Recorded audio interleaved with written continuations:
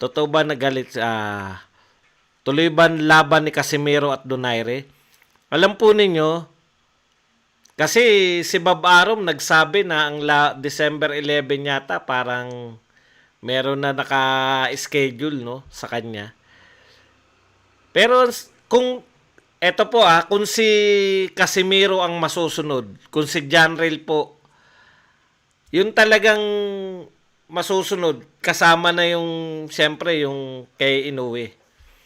Kung si Janrel lang po ang masusunod, gusto niya na labanan si Inoue. Kaso hindi lang naman isang boxer yung di ba? Hindi lang naman pwedeng ikaw yung magpasya eh. Tandaan po natin, aminin man natin at hindi, ang A-side po rito, si Inoue, no?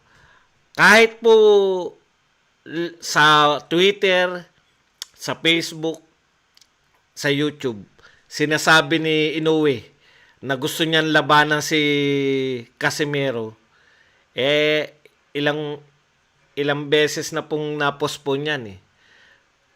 Nakatakda na sila maglaban, tapos 2 fights pa naganap. Tig-2 laban na po sila, hindi pa rin sila nagkakaharap. Naka-Inoue po yan, no? Kung gusto nga ni Janrel na labanan si Inoue, ayaw naman po ni Inoue. Alangan namang lahat po kasi ng lahat na ng katwiran binigay na po ng Japanese Turtle. Pero ang katotohanan po niyan, yun nga po no. Kahit po sabihin niyo na hindi naman takot si Inoue kay Casimero. Hindi po totoo yan. Pwede naman po sila na, no? Ilang buwan naghintay si Janrel doon sa US ng laban, tapos iba kinalaban nila. Hindi po hindi po yun, para sa akin, hindi po siya katwiran, no, na one side, si Casimero gustong-gusto pong labanan siya. Pero ganun din ba yung pananaw ni Inoue? Yun po ang hindi natin alam. Okay. Ano ka bang gawing 3 yung silver na pindutan mo? Mahirap na po yung pangatlo kasi hindi ka po makakabuo niyan. Alam nyo po yan yung mga silver button. Hindi po yan tsambahan, no? Pwede siguro makachamba ka rin kung artista ka o super sikat ka. Pero po yan, pinaghihirapan po yan, no? Kaya po yung mga YouTuber na nakaabot sa ganyan, talagang dugot pawis po puhunan yan. Tito Mike, patingin naman sa malapit na pilak na button mo. Mahirapan ako ikabit, pinatayo ko lang. Eto Boss Buds, matalinong tanong, bakit huli sa impormasyon ang intro mo? Yan.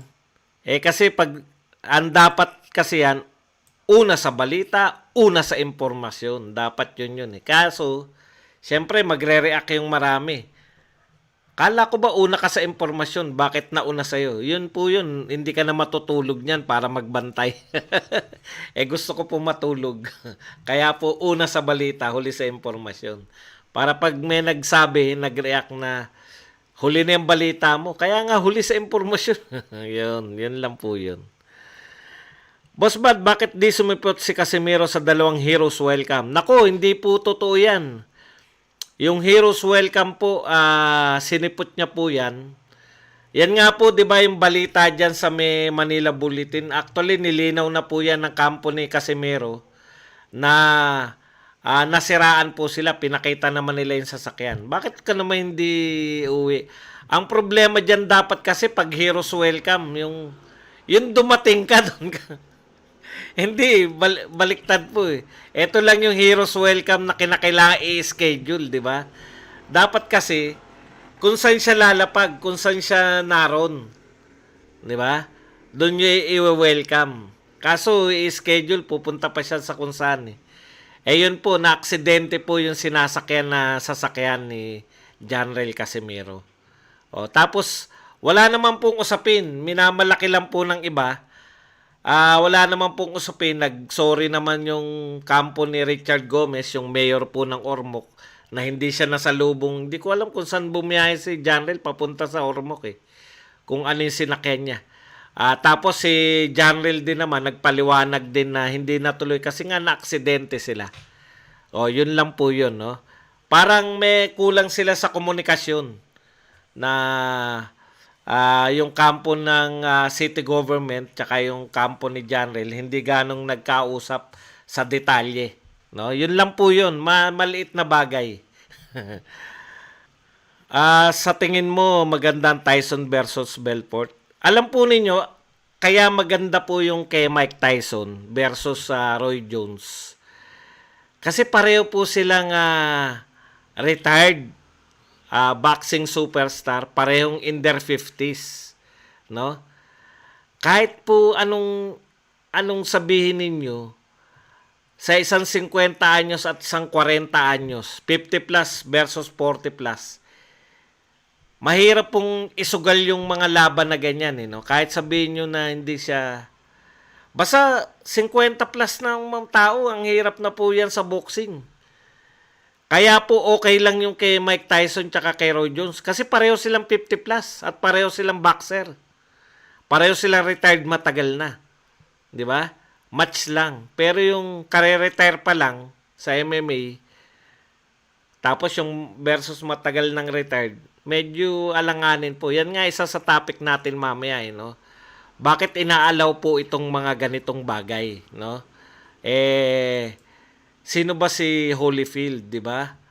Mga ano na yan, yung mga boxing greats na yan, eh. Bakit kinakailangan nilang pumasok sa ganyan? Kaya mas maganda yung kay Tyson, eh. Yung kay Tyson, yung parang lahat sila. Parang senior citizen na ng boxing ang paglalaban-labanin. Masters yata ang tawag ni Mike Tyson doon. Brins Mayuga, boss ba dyan silver button ba pag makuha mo yan may kalakip na pera? Wala po. Pero mas ano pa sa pera yan. Mas tinetreasure pa namin kasi marami naman pera sa YouTube eh. Pero eto bihira po magkaroon. Bihira ka na magkaroon ng isa man lang yan. Mas bihira magkaroon ng dalawang ganyan, di ba? Mas mahirap ma-achieve yan. Okay. Ang halo-halo nyo ring tanong, halo-halong reaksyon dito po sa itanong mo kay Aratilis.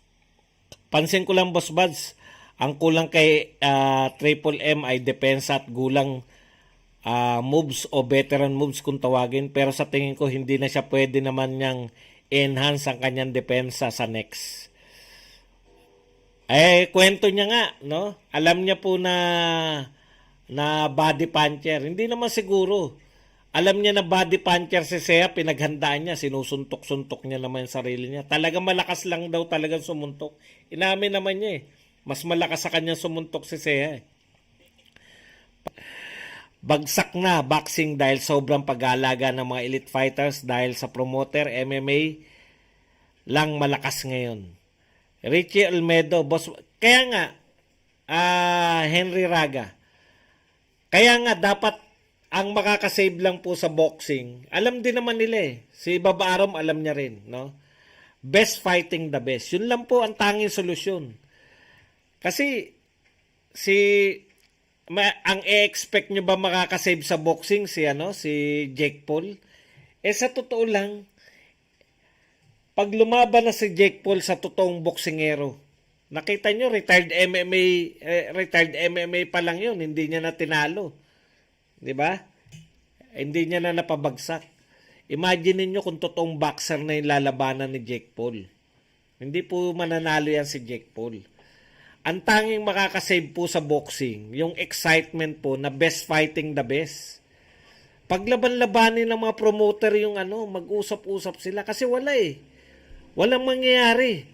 Kakalog-kalog ang mga arena, kakalog-kalog. Ilan lang yung may pangalan na sa boxing. Yan lang po makakasave sa boxing. Maglaban-laban sila. Son S. Aguinaldo, boss, tataas pa kaya ang pay-per-view ni Pacquiao sa sunod or wala na? Sa kasawiang palad, ang magpapataas na lang po ng pay-per-view ni Pacquiao kung lalabanan niya si Terence Crawford o si Errol Spence. Pero bilyonaryo na po si Pacquiao eh. Sana wag na, no? Ayaw na natin makita yung mga ganyang kay Holyfield. How can boxing be great again after the Oscar Valdez controversy? The integrity is dying, so is that promoter who avoided the Inoue Casimiro bout. Hindi po natin maintindihan, no? Dalawa po ang kontrobersya doon sa Oscar Valdez versus sa Conseco. Una, yun nga, no? Bada na po nagsabi na positive. Dapat doon may sanction para malinis talaga natin. Kasi tignan nyo yan. Bada positive ka na sa isang banned substance. Tapos mangangatwiran pa ngayon na parang 3 Red Bull lang daw ang katumbas nun. Ban nga eh. Di ba? Pinagbabawal nga. Tapos yung isang katwiran ibig sabihin, parami ng parami katwiran. Bakit pa kayo nagbada? Di ba? Sinabi na nga ng bada, yung sample A at sample B ay parehong positive. Siyempre, ngayon alam na ni Oscar Valdez na magpapatest pa uli sila. O nung patest nila, voluntaring ewan ko kung sino yung nagtest na negative na siya. Malamang hindi bada kasi ewan ko kung bada pa rin yun. Pero, ang point dun, pag ba nag-positive ka, malapit na yung laban. Wala man lang sanction na suspended ka ng... Bakit pa tayo nagpa-positive? Bakit pa tayo nagpapatest? Kung kahit matagpuan ka na positive, pwede nyo rin palang katwiran na yan. Ngayon, meron na sinasabi ngayon na yung WADA, under WADA rule, no? WADA ay nag-testing eh.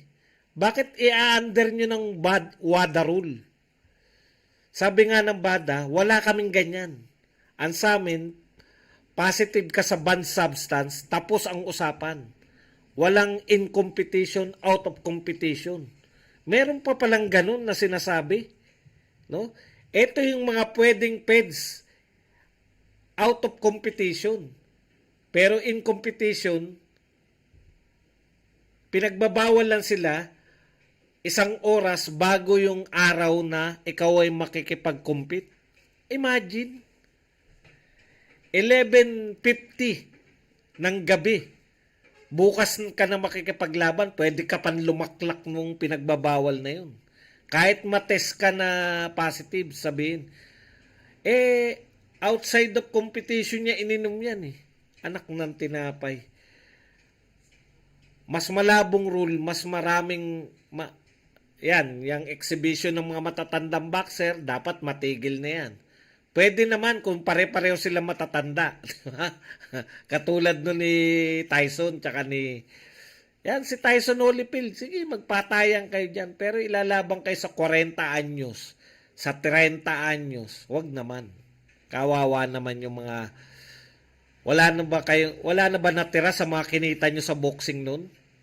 Hindi ba mas dapat aralan na lang natin yung mga kasalukuyang boksingero na kung paano sila mag-handle ng pera nila ngayon. Paano hindi mawala yung pera nila?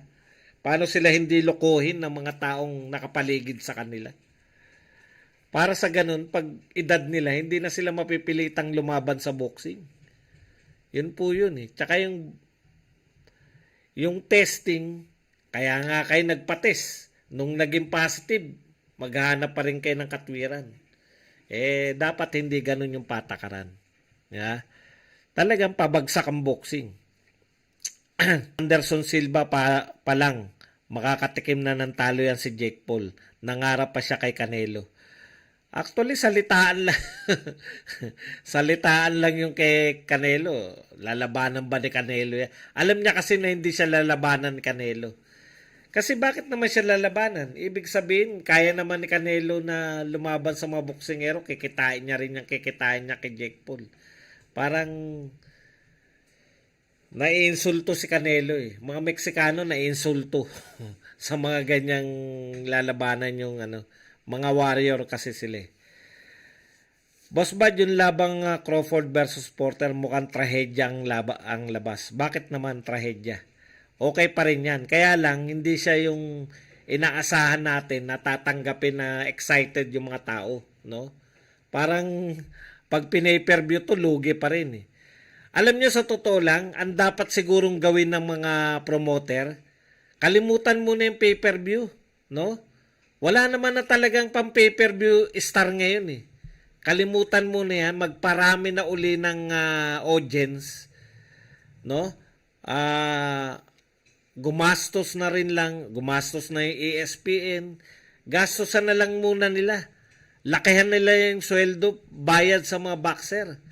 Para sa free TV muna lahat. Wala namang worth talaga na pang pay-per-view ngayon eh.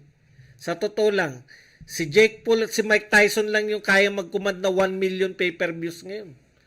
Parehong mga ano yan, mga boxer na anong tawag yan? For anong tawag doon? Exhibition matches lang. Kahit yan, ang tingin ko, dapat lumaban sila ng lumaban sa mga free TV para mas marami makanood. Pero pag free TV naman, ilaban naman nila yung kasi mga Charlo Brothers, kita nyo naman, kukunti lang din nanonood ng pay-per-view para mapanood na ng marami yung mga boxer. Yung box office tragedy, boss. Oo, box office tragedy yun. Kasi nag-expect sila, 'di ba? Nakikita finally kasi parehong malaking pangalan. Wala pong clout talaga si Alam niyo yung ginawa ni to prove his point si sino na nga to si Desert Storm, si Tim Bradley, no? Nagtanong siya ng 20 tao na hindi yung hindi po siya yung mga hindi po fan ng boxing. Tinanong niya kung kilala ba si Sean Porter at saka to si Terence Crawford. Sa 20 tinanong niya, wala nakakakilala. Alam niyo po, para kumita yung pay-per-view, kaya po kumikita yung mga pay-per-view ng panahon ni Pacquiao, ni Floyd Mayweather. At mga nauna pa sila Golden Boy, Oscar De La Hoya, sila Mike Tyson. Lahat po ng mga taong hindi nanonood regular ng boxing, kilala si Floyd Mayweather, Tyson, Pacquiao, De La Hoya, kilala sila ng mga taong hindi nanonood ng boxing. Yun po yung susi dun. At para ka makikilala, lumaban uli kayo sa free TV. Boss, tingin nyo kung lalaban pa si Sir Manny, ano maganda? Bumaba siya sa 140 or sa 147 pa din? Ito po ang sa tingin ko na pinakamagandang laban ni Senador Manny Pacquiao kung hihirit pa siya na isang laban. Rematch with Ugas. Kasi sinasabi nila overtrained lang si Pacquiao. Okay. Kung overtrained lang si Pacquiao kaya hindi makakilos at hindi dahil sa katandaan, kaya niyang talunin si Ugas. The rest ng champion itong pinag-uusapan ha. Pwede siyang manalo sa mga hindi champion, pero the rest ng champion, welterweight man o 140. Sa 140, isa lang naman champion, di ba? Si Josh Taylor. The rest ng champion, di niya kayang talunin. Si Ugas lang ang kaya niyang talunin dyan. Real talk po tayo. Kasi si Ugas, ang daling iwasan yung mga suntok niya kung nakakagalaw lang si Pacquiao. Yun nga, hindi na makagalaw si Pacquiao. Nakita niyo pa yung mukha ni Ugas. Di ba? Nabago pa ni Pacquiao. Ang daling patamaan, madaling iwasan yung suntok, madali lang talunin sa madaling salita. Kung nakakagalaw si Pacquiao, yun po yung susi dun eh. Kung nakakagalaw lang si Pacquiao, hindi nga makagalaw eh. Yun po ang problema natin. Okay?